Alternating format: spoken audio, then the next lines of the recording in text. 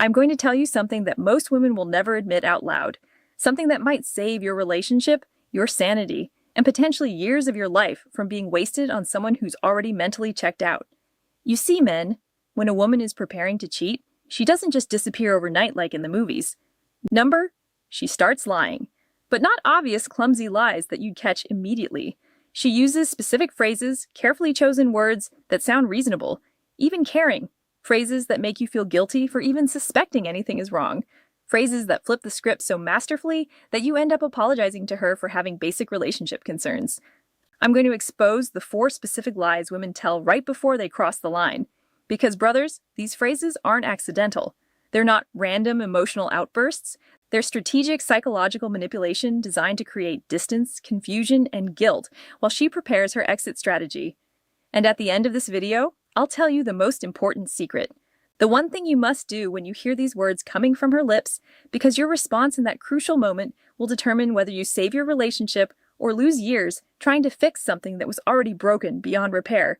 But first, if this content helps you protect your relationship and your heart from psychological manipulation, hit that like button right now. And by the way, tell me what city you're watching from. Female psychology knows no borders, and these patterns show up in every culture, every age group, every economic background. The women in my practice come from all walks of life, but they all use these same 4 lies. Lie number 1, I just haven't been in the mood lately. And men, here's where most of you make a fatal mistake that I see over and over again in my practice.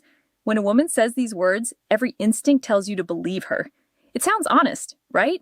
It sounds understandable. Everyone has dry spells. Life gets stressful. Work gets overwhelming. Bodies get tired. Hormones fluctuate. It seems completely reasonable.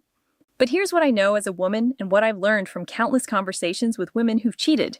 When we're genuinely tired or stressed, we still crave intimacy with the man we love. We might want cuddles, tenderness, emotional connection.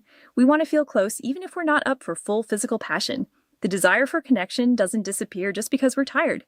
If anything, stress makes us want to feel safer, more connected, more loved. A woman who truly loves you will seek comfort in your arms, not push you away from them.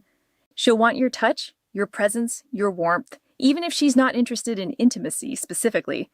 But when a woman completely shuts down from physical intimacy for weeks or months, when even touching feels like a burden to her, when she flinches away from casual contact, like holding hands or cuddling on the couch, when she creates physical barriers by always wearing more clothes to bed, always being too tired for any form of physical affection. This isn't about being tired, men. This is about redirection.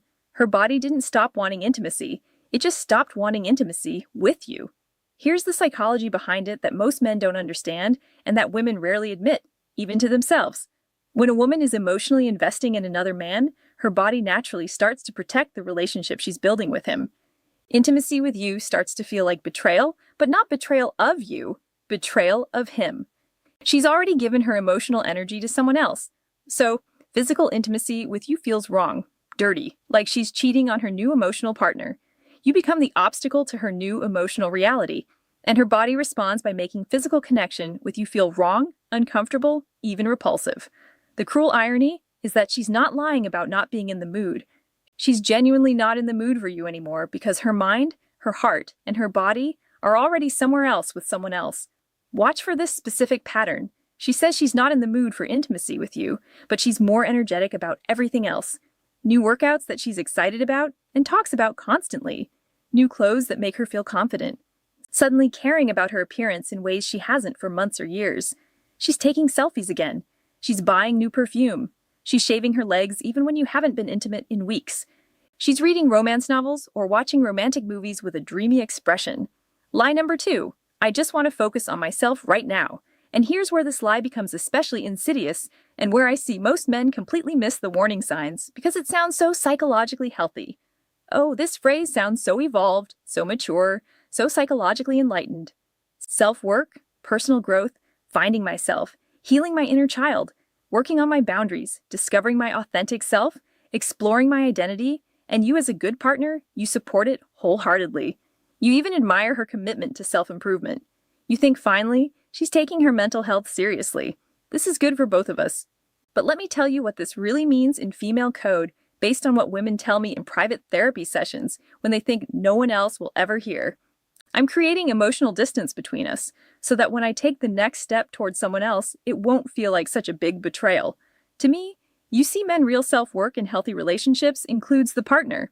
It says I'm growing and I want us to grow together. It looks like couples therapy, shared goals, honest conversations about what needs to change in the relationship.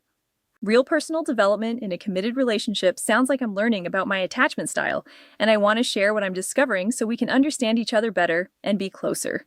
Healthy personal growth in a relationship is collaborative, not isolating. It brings couples together, doesn't drive them apart. But when a woman suddenly wants to grow in complete isolation, when your support, your opinions, your very presence suddenly becomes an obstacle to her growth. When every suggestion you make about growing together is met with resistance or irritation, the psychology here is crucial to understand. She needs to create a version of herself that exists independently of you before she can justify betraying you. She needs to convince herself that she's outgrown the relationship, that she's evolved beyond what you two have together. The cruelest part, she'll make you feel selfish for wanting to be included. She'll frame your natural desire to share her life as control, as possessiveness, as lack of support for her growth. She'll say things like, "You should be happy I'm working on myself," or "Why can't you just support my journey without needing to be part of everything?" Or "I can't grow if you're always trying to be involved in my process." And every time you express confusion or hurt about being excluded, she uses it as evidence that you're holding her back, or threatened by her growth, or not supportive of her becoming her best self. Real personal growth in a committed relationship looks like this. I want to become a better version of myself, and I want you to be part of that journey. I'm learning things about myself that I want to share with you because sharing my growth with you makes it more meaningful. Fake personal growth sounds like I need space to find myself, and that space can't include you because your presence interferes with my authentic self-discovery. The difference one includes you in her evolution because she wants to grow with you. The other uses evolution as an excuse to grow away from you. Lie number 3. You're being too controlling. You ask a simple, logical question. Where were you? Who's this new coworker you keep mentioning? Why are you coming home so late recently? Can I see your phone real quick? Who were you texting during dinner? These aren't unreasonable requests. These are normal relationship check-ins that healthy couples do without thinking twice. And boom, suddenly you're controlling. You're possessive, you're insecure, you have trust issues, you're being toxic masculine, you're acting like her father, not her boyfriend. You're suffocating her. You're threatened by her independence. You're revealing your own insecurities and emotional immaturity. Men, as a woman, let me be crystal clear about something that I tell every male client. When a woman has a clean conscience, her first reaction to questions is answers, not attacks. A woman who's telling the truth responds with specific details and welcomes your interest. "Oh, I was at Sarah's. We were talking about her divorce, and I completely lost track of time here. Look, she texted me about it earlier. She's really struggling and needed someone to talk to." Or Mark's the new project manager. "He's really smart, but reminds me of my cousin. You'd actually like him. He's into the same sports you are. Want to see his LinkedIn profile?" A truthful woman doesn't get defensive about reasonable questions because she has nothing to hide. She understands that transparency builds trust, not destroys it. But a woman who's hiding something, she turns you into the villain for daring to ask. She makes the question itself the problem instead of answering it. She attacks your character, your motivations, your worthiness as a partner. Here's the red flag, men. If simple questions trigger disproportionate anger, or if she makes you apologize for having basic relationship needs, that's not your paranoia. That's her defense mechanism. Watch for this pattern. Every time you express a concern, she turns it into a character attack on you. Every time you ask for transparency, she accuses you of being controlling. Every time you trust your instincts, she makes you feel crazy for having them. Every time you try to address relationship issues, she makes you the issue. A faithful woman doesn't get offended by reasonable questions because she has nothing to hide. She says things like, "Of course you can see my phone here." Or, "I understand why you'd be curious about that. Let me explain everything." Or, "I can see why that might seem strange. Here's what's really happening." But a woman who's emotionally or physically involved with someone else, every question feels like an interrogation because every honest answer brings her closer to exposure. So instead of answering, she attacks your right to ask. Lie number 4. I just want us to be honest with each other. And this final lie is the most devious of all because it sounds like everything you've ever wanted in a relationship, like the answer to all your communication problems. This phrase sounds like every man's dream, right? Finally, mature communication. Finally, deep honesty. Finally, the kind of transparent, authentic relationship you've always wanted. Finally, a partner who values truth and openness, as much as you do. But here's what's really happening, and this is based on patterns I've seen hundreds of times in my counseling practice. She's setting the stage for selective honesty. She wants the right to tell you less, while demanding more from you. She's creating a framework where she can control the flow of information while appearing to be the mature, evolved partner who values communication.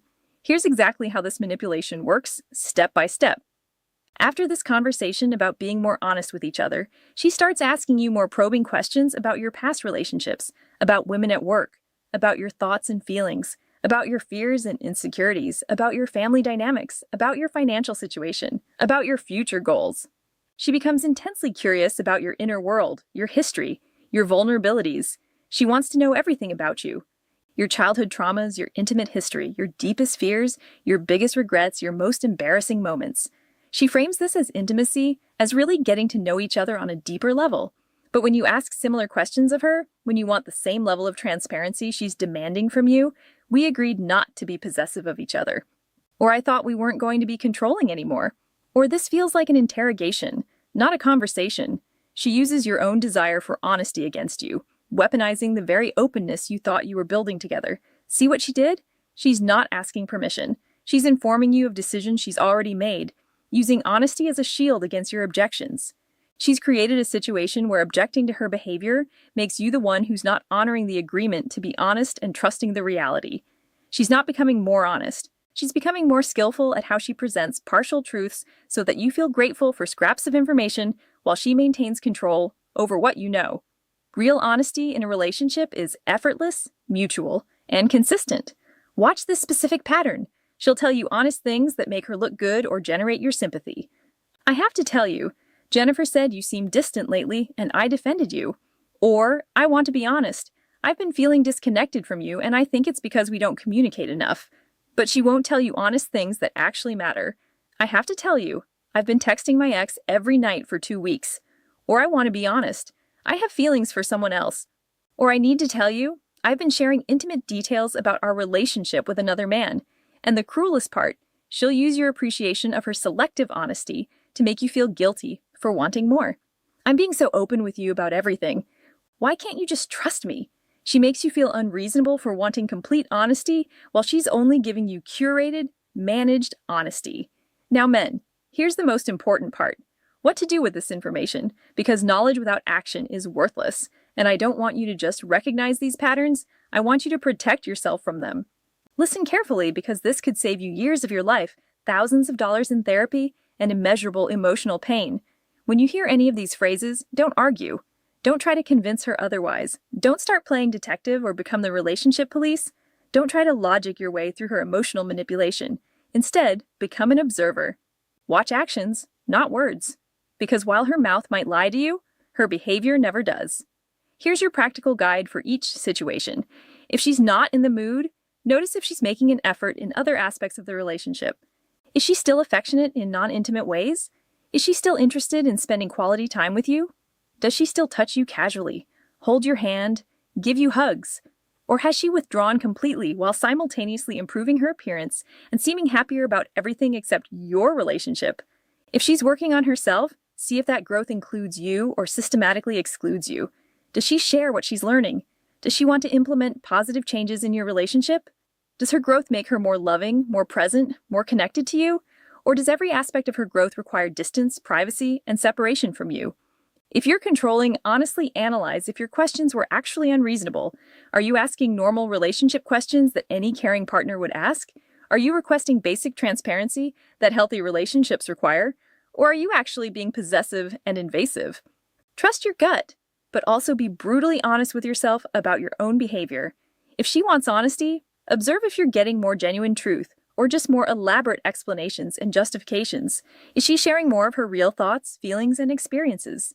Is communication actually improving, or is she just giving you more sophisticated reasons why she needs privacy, space, and freedom from accountability? And most importantly, trust your intuition above everything else. If something feels wrong, it probably is. Your gut instinct is picking up on micro-expressions, tone changes, energy shifts, behavioral inconsistencies that your conscious mind hasn't fully processed yet. When every logical explanation she gives you conflicts with what you feel in your chest, believe your chest. The right woman will never require you to be a detective in your own relationship. She'll make the truth easy to see, not impossible to find. If this video gave you clarity you didn't have before, like this video. Write the city you're watching from in the comments. Subscribe to our channel for more truth about relationships that could save your heart and your sanity. Remember, you deserve better than manipulation disguised as